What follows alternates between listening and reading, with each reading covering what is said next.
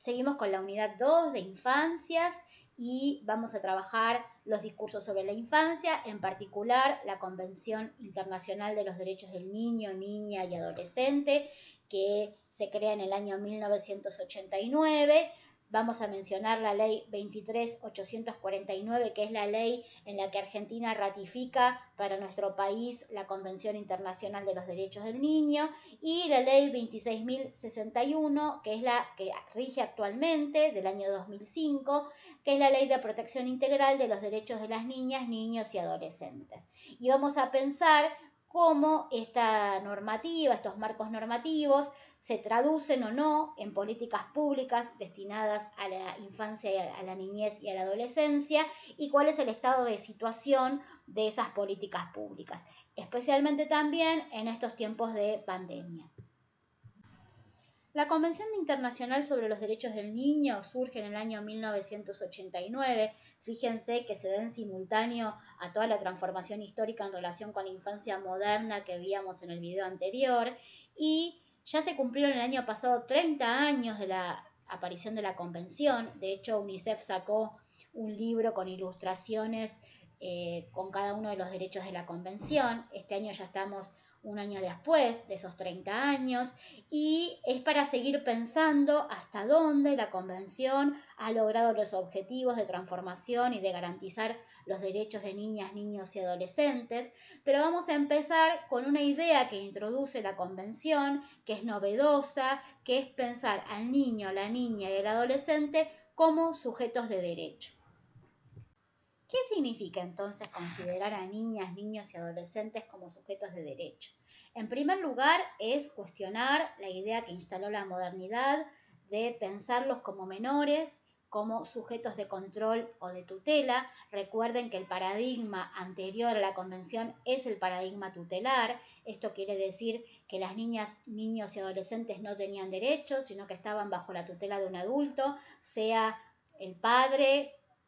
a veces la madre, o directamente en los casos en que infringían la ley o eran abandonados bajo la tutela del Estado, bajo la tutela del juez de menores. Es decir, es desarmar, desarticular esa concepción tutelar que transformaba a niñas, niños y adolescentes en menores, fundamentalmente menores que son controlados por el Estado. Es romper o tratar de iniciar el cuestionamiento y la transformación de las leyes y de las prácticas con el Estado en un lugar paternalista y autoritario, y la idea de ser sujeto de derecho implica la posibilidad de la participación plena de niñas, niños y adolescentes en todos los órdenes de la vida. ¿Y qué significa la participación plena? No solo la posibilidad de expresar sus deseos, su manera de ver el mundo, sino fundamentalmente de ser oído y de que la realidad social se transforme y que el Estado y las distintas organizaciones de la sociedad civil contribuyan en esa transformación, que tiene que apuntar a un vínculo de igualdad, de reconocimiento, de respeto. Pero lo que introduce la Convención, y esto es bien interesante, es que para que eso que dice que es letra en la Convención se haga realidad, hay que transformar las estructuras sociales, porque si no, los únicos que van a acceder a los derechos van a ser una minoría de niñas, niños y adolescentes, pero en el contexto de un capitalismo neoliberal, donde la mayoría de niñas y niños están en situación de pobreza estructural, donde se está pensando a niñas y niños como consumidores y no como sujetos de derechos, van a ser muy pocos los niños, niñas y adolescentes que van a poder acceder a esos derechos que la Convención está exigiendo a los Estados-nación que garanticen, y van a quedar excluidos. La Argentina ratifica la Convención de los Derechos del Niño por medio de la Ley de Protección Integral de los Derechos de Niñas, Niños y Adolescentes, Ley 26.061, en el año 2005. De esa ley vamos a tomar algunos artículos que son muy importantes y vamos a tratar de ver cuál es la situación en Argentina respecto a la posibilidad de que el Estado esté garantizando esos derechos que plantea la ley. En el artículo 8, la ley plantea el derecho a la vida, entendiendo el derecho a la vida como que niñas, niños y adolescentes tengan un derecho a la protección y a una buena calidad de vida. Pero ¿con qué nos encontramos? Con que los números de pobreza aumentaron en forma importante. A esto se suma la pandemia y en el mismo informe que habíamos comentado en la presentación de la materia, UNICEF ya está alertando que para diciembre de este año el porcentaje de niños, niñas y adolescentes pobres va a llegar al 62,9% de la población. Los números son escalofriantes y ese mismo informe nos muestra que el consumo de alimentos, las familias tuvieron que dejar de comprar algún alimento por no tener dinero. En abril era del 28%, en julio del 26%,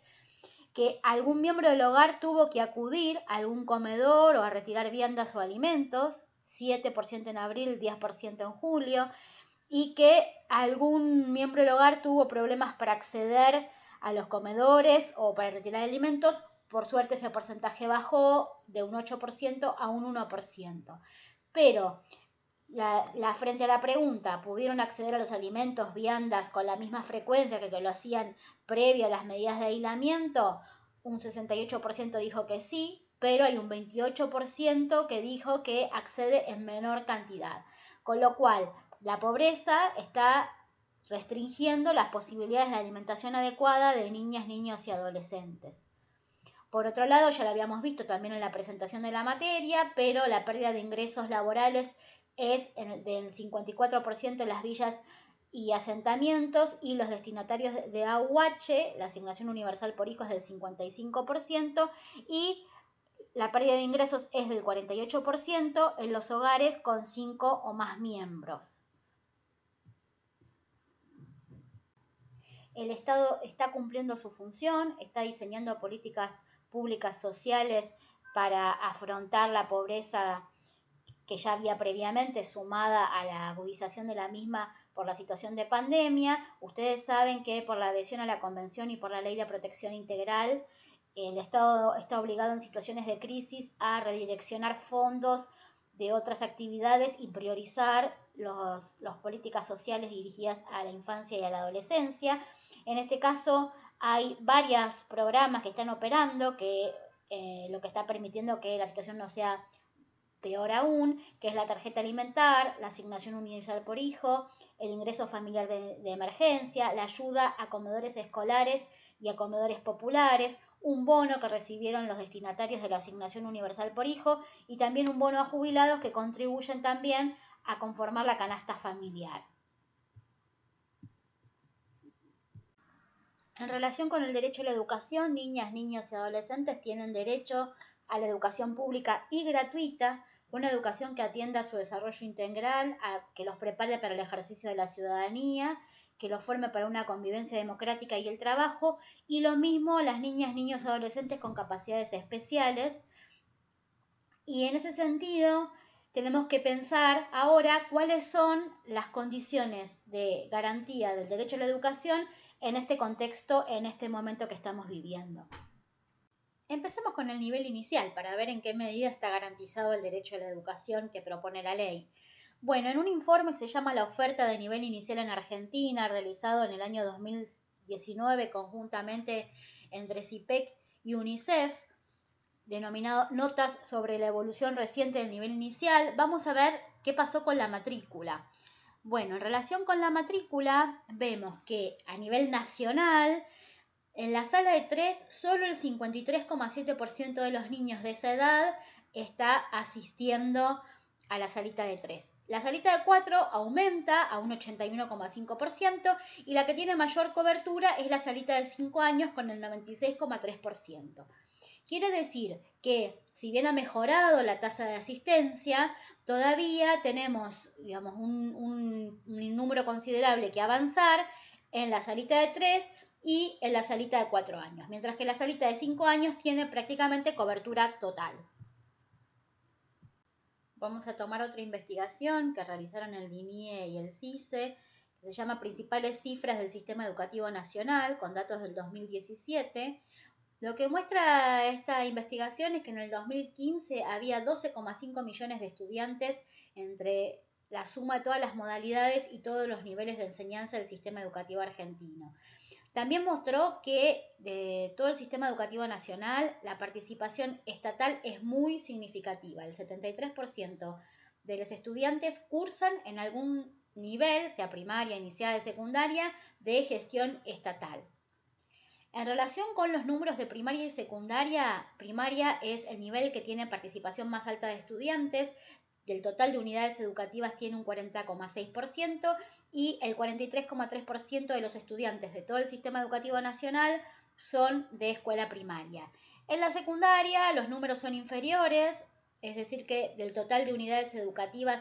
solo tiene el 21,5% y del total de estudiantes solamente el 33% asiste a la escuela secundaria, el total de estudiantes que están en el sistema educativo nacional. Ahora, en relación con garantizar el derecho a la educación en tiempos de pandemia, podemos ver que se desplegó un programa dedicado a la educación virtual que se llama Seguimos Educando. Es un programa del Ministerio de Educación Nacional que manda material para todas las provincias en distintos formatos. Por un lado, vía televisión pública, por radio, vía las plataformas digitales y también en materiales concretos, cuadernillos. Este programa lo que trató es de que, a pesar de que los chicos estaban en su casa, para aquellos chicos que no tenían necesariamente un contacto tan fluido con la escuela, con los docentes, pudieran igual seguir estudiando, accediendo a estos materiales. Después cada provincia diseñó sus propias estrategias, pero por lo menos a nivel del Ministerio de Educación de la Nación hubo una estrategia federal. Otro derecho importante a tener en cuenta es el derecho a opinar y a ser oído, el derecho a la participación. Se anudan ambos derechos y lo que se está planteando a partir de este derecho es que se debe garantizar tanto en la familia, como en la comunidad, como en la escuela, como en las instituciones sanitarias, como cualquier otra dependencia a nivel estatal, que niñas, niños y adolescentes puedan participar y expresar su opinión, pero que estas opiniones sean tenidas en cuenta y que se los convoque a desarrollar proyectos que recuperen sus opiniones, que los inviten a participar y que permitan transformar esta realidad sobre la que están opinando. Porque cuando inició la convención cuando apareció la primera ley, una de las dificultades era justamente modificar las prácticas cotidianas en las escuelas y en los demás ámbitos, y sigue siendo todavía una de las dificultades porque se interpretó que el derecho a opinar y a ser oído quedaba ahí, en una mera exposición, en una mera expresión. Pero lo que dice profundamente la ley es que esto tiene que tener consecuencias, que eso que dicen niñas, niños y adolescentes tiene que llevar a una transformación social. A partir de la ley, entonces, el Estado debió organizar todo un sistema de protección integral de los derechos de niñas, niños y adolescentes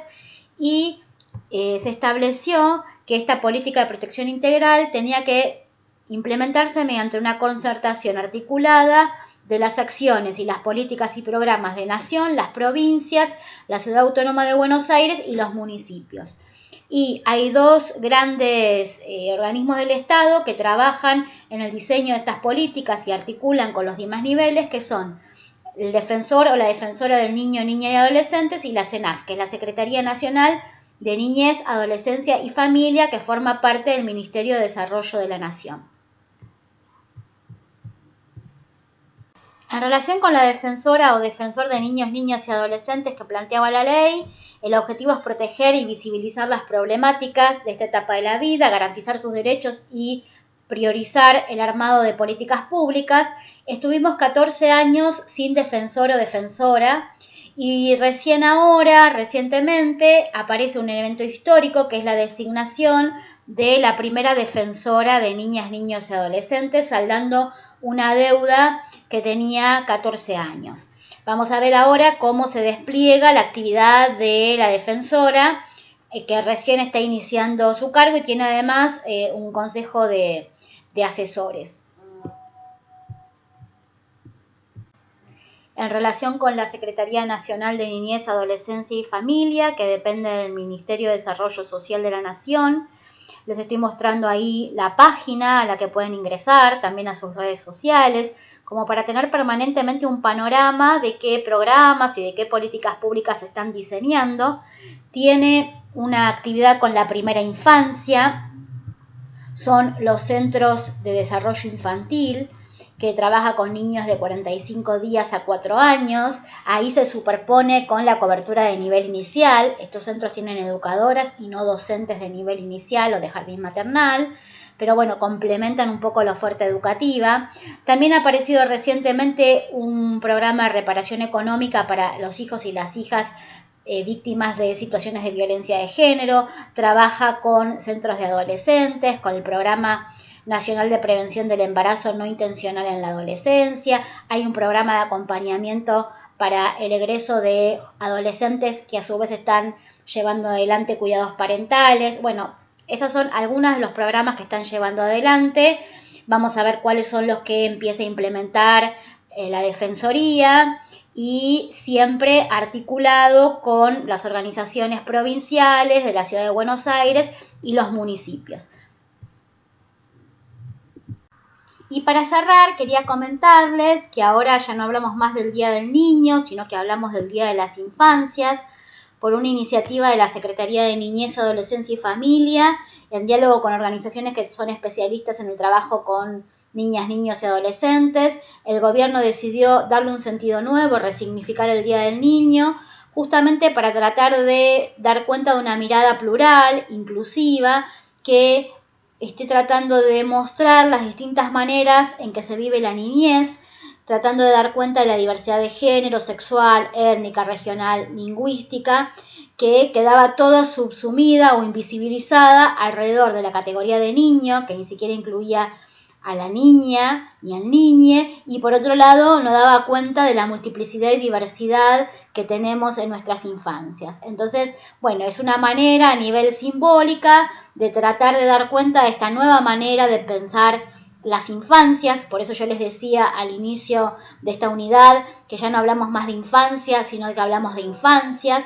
en relación con todas estas distintas características y distintas maneras de transitar la infancia y la niñez. Y a partir de ahí hay que hacer todo un trabajo para dejar de lado cualquier tipo de práctica discriminatoria y fundamentalmente para garantizar derechos. Bueno, nos vemos el próximo video.